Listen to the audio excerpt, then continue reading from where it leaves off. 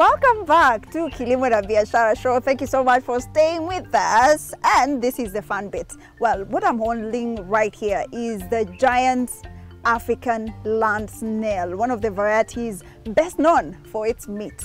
And this is what we're discussing today: food insecurity, how to get food secure, and the nutritional bit of this. So, Ephraim, tell me more about this. I feel like they look like a slug, and you've told us the difference. They can't interact in here. How do you keep it secure? Yeah, so this is a snail. It is not a slug. So most of the time people do confuse, but the snail has a shell. As you can see, it has a shell. So this shell is attached to the body. So, but not every snail is edible. We have specific species. Like this one is a Chatina fulica, one of the giant African land snail, of which people do consume. But now, as a consumer, how will I know this is a giant African land snail as opposed to the one that is not edible? So that's why we encourage people to go for trainings and interact with farmers like us, because during the training we usually show people. We have a workshop that we usually train people once in a month. So during the workshops we usually train people in the community. Also we show them the right species that they can farm, and also the nutritional value on why they should consume snails. But is there a visible difference? Like you can spot the difference just by looking at it? Under giant Africans we have 3 species, but we have you'll find that we did have 2. We had a Chatina and a Chatina fulica, but currently most of the snails here is a Chatina fulica, but this one is a Chatina. So you can see the difference. This one is a bit lighter. Even the shell for the snail is a bit lighter than the other one. So the shell is just a protective gear, or it has other functions? The shell is part of the body. So you'll find that inside the shell we have intestines. So where digestion of the snails usually takes place. So it is part of the body, and it also acts like a protective gear for the snails. And away from the meat business now that you get from this, have you also tapped into the shell business, the business involved when you have the shells? So like right now we have different clients. Some prefer the frozen meat, some prefer some purchase their live ones to go and prepare for themselves.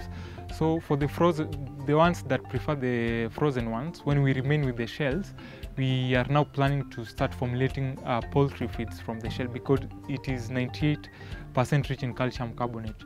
And right now we also know for how the cost of feeds for the poultry is very expensive. We are also seeing an opportunities in the other side, so we are going to be formulating our own poultry feeds from the shells. Ephraim, I see right inside here there are banana suckers as well as the soil. Why do you have them here? So in a snail farm, I mentioned something about moisture. They prefer moist environment. So to retain the moisture, sometimes we use banana leaves. These banana leaves, like in the dry seasons, when we sprinkle waters, it acts like it retains the moisture. And again, during daytime, when the sunlight is excess, the snails usually hide inside the banana leaves. So again, for the soil, they usually lay their eggs inside the soil. So where we have any snail farmers to have a soil. So the loam soil is the best soil because of the water retention, and also cotton soil is not the best one because it usually compacts. And sometimes it is difficult for the snails to maneuver, because they usually get inside the soil so that they can get a good space to lay their eggs. That is really important, because I didn't know that you have to specifically use loam soil as opposed to the rest of the soils available. But now, what are the challenges involved when you're a snail farmer? Okay, so like right now the challenge that we are experiencing, because apart from the selling the snail for meat, we also harvest the slime. So the slime is very beneficial to the skin. So we realized that most of the snail skincare products that are here in Kenya are being imported from outside. Most of the products are from Korea, and ladies are really scrambling for this product. So we saw a gap there. So we now decided to introduce our own products from the slime. So you'll find that one of the challenges is in developing more products from the slime, because the demand has been high since we introduced. The demand is high for the snail meat and also for the slime. We also have, before we introduced our products, we were harvesting the slime and selling the slime to the companies that make these products. And they really buy a lot of slime from us. So the challenge is the demand. So again, since we introduced our skincare products, there's been a lot of demands. And how much does it go for? So we usually sell the snails in kgs. For the live ones, we usually sell at a minimum of 2,000 per kilogram. But for the frozen one, we sell at a minimum of 3,000 Kenya shillings. But for the slime, we used to sell the slime at 1,300. We sell in liters, 1,300 Kenya shillings per liter. And for the beauty products, we have different varieties and different grams of which we...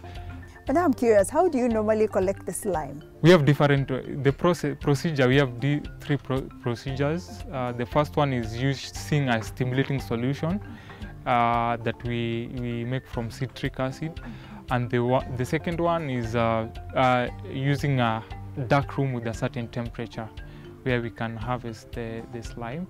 And the third one, we use water to extract the slime. Ephraim, so aside from meat production as well as slime business, how has the venture been? Oh, the venture has been very nice. When we started, we had a lot of challenges with the market, and the challenge was finding the market for the snails and the slime and everything.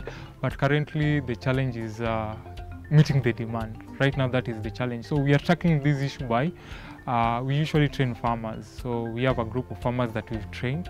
So after training them, we enable them to start their own farms. Then later on, we link them with the market for the snails and the slime. So as you can see, we've created direct and indirect employment, that the farmers that are working here and the ones that we've trained indirectly to start their own farms. So currently we've employed at least 7 youths directly and 10 individuals indirectly. And last year we also won an award. We won an award from an organization called Biashara Africa.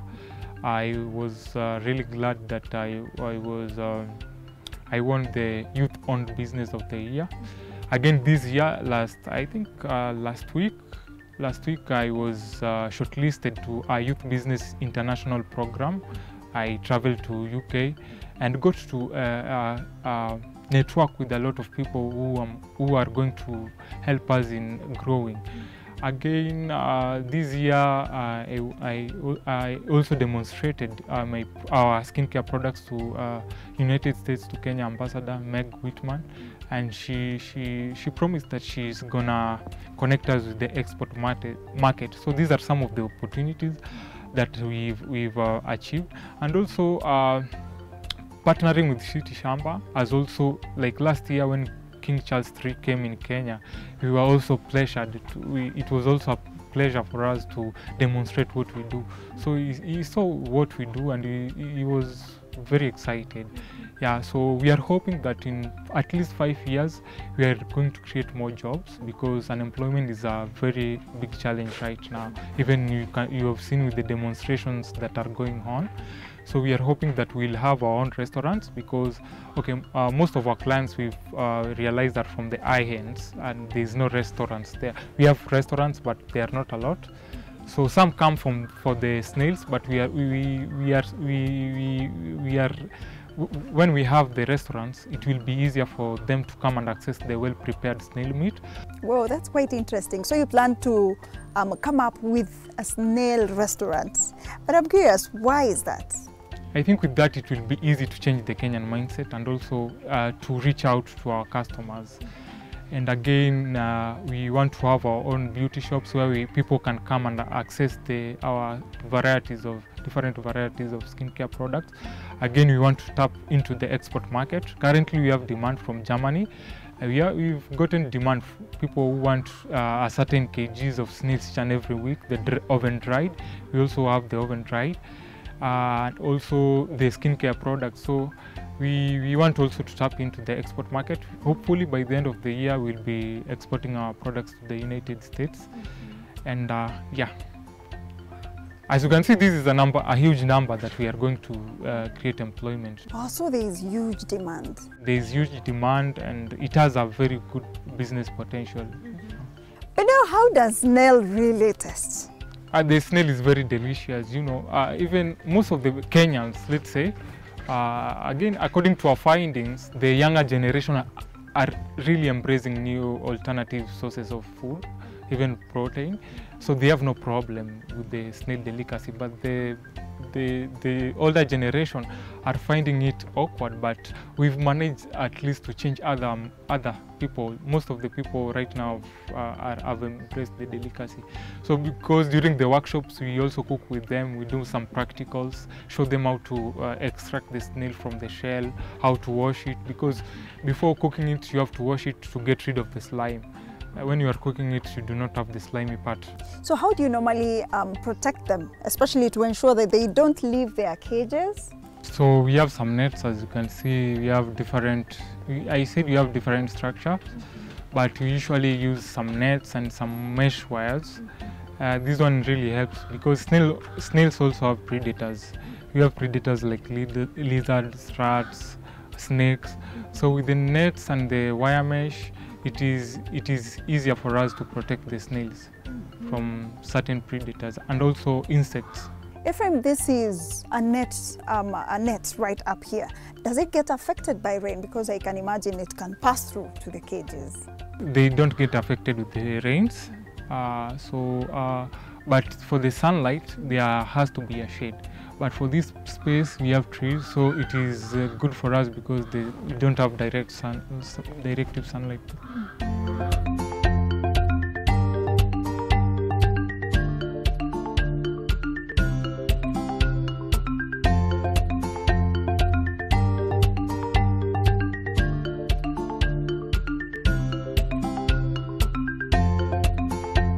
Thank you so much, Ephraim. We truly appreciate. And thank you for being part of the show today. We truly appreciate you for keeping us company until this very moment. I hope you've learned something about not just about snail farming. This is the giant African land snail, best known for its meat, but what I'm impressed about is the youth involvement in food security, ensuring food security in the country through this venture. So I hope you're motivated as well and you can explore this type of farming and contribute to food security in the country. Thank you so much. My name is Linda Koskei. See you again next time.